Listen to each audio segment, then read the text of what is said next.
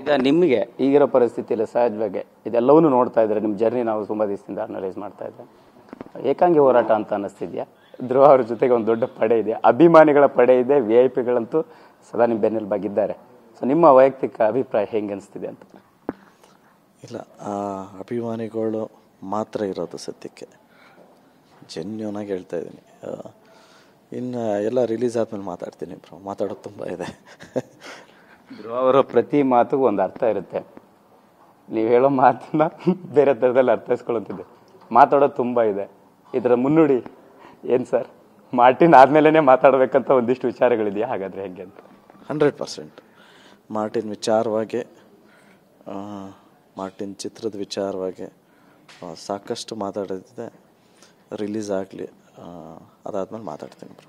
So ನಿಮ್ಮ ಜೀವನದ birthday ಇದು, ಪ್ರತಿ ಬರ್ಡೇ ಬಂದಾಗ ಒಂದು ಲೈಫ್ನ ಅನಲೈಸೇಷನ್ ನಡೀತಿರುತ್ತೆ, ಅದೇ ಮತ್ತೆ ನಿಮ್ಮ ಡೈಲಾಗೆ ಕನೆಕ್ಟ್ ಆಗಿರುತ್ತೆ. ಈ ಸೋಲು ಅಂತ ತುಂಬ ಧ್ರುವ ಅವರು ನೋಡಿದ್ದು ಯಾವ ಸಂದರ್ಭಕ್ಕೆ, ಯಾವ ವಿಚಾರಕ್ಕೆ?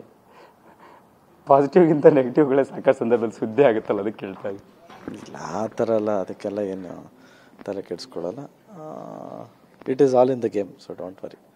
ಎಸ್ ಸರ್, ಫೈನಲಿ ಒಂದಿಷ್ಟು ಬ್ಯುಸಿ ಶೆಡ್ಯೂಲ್ ನಡುವೆ ನಿಮ್ಮ ಬರ್ಡೇ ದಿನ ಮಾತಾಡ್ಸಿದ್ವಿ. ಎಲ್ಲದ್ರ ಜೊತೆಗೆ ಇಂಡಸ್ಟ್ರಿಯ ಸಪೋರ್ಟ್ ಧ್ರುವ ಅವ್ರಿಗೆ ಈಗ ಮಾರ್ಟಿನ್ ಸಂದರ್ಭಕ್ಕೆ ಹೆಂಗಿದೆ? ಇತ್ತೀಚೆಗೆ ದೊಡ್ಡ ಮನೆ ವಿಚಾರವಾಗಿ ಒಂದು ವೇದಿಕೆ ಮೇಲೆ ಮಾತಾಡಿದ್ರಿ, ಶಿವಣ್ಣ ಅವರು ಡೇಟ್ ಪೋಸ್ಟ್ಪೋನ್ ಮಾಡ್ಕೊಂಡಿರೋದ್ರ ಮಾತಾಡಿದ್ರಿ.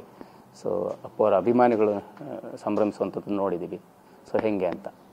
ಹೌದು, ನಾನು ಹೇಳ್ದಲ್ಲ, ಭೈರತಿ ರಣಗಲ್ ರಿಲೀಸ್ ಆಗಬೇಕಾಗಿತ್ತು 4ನೇ ತಾರೀಕು.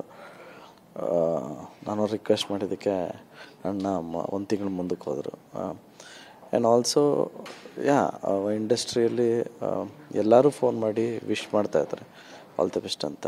ಆ್ಯಂಡ್ ಸುದೀಪ್ ಸರ್ ಅಷ್ಟೇ ಫೋನ್ ಮಾಡಿಬಿಟ್ಟು, ಪರ್ಸ್ನಲಿ ಫೋನ್ ಮಾಡಿಬಿಟ್ಟು ಮನ್ಸಾರ ಆಶೀರ್ವಾದ ಮಾಡಿದ್ರು. So that means a lot, that means everything to us. Sir, ಸಹಜವಾಗಿ ಪ್ಯಾನ್ ಇಂಡಿಯಾ ಸಿನಿಮಾಗಳು ನೋಡಿದ್ವಿ.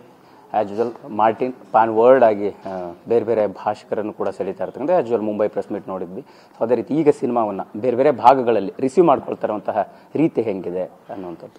ಇವಾಗ ಸ್ಟಾರ್ಟ್ ಆಗ್ತಾ ಇದೆ ಬ್ರೋ, ಇನ್ನೊಂದು ವಾರ ಇದೆಯಲ್ಲ, ಇವಾಗ ಮೇಜರ್ ಇವಾಗಲೇ ಇರೋದು ನಡೀತಾ ಇದೆ.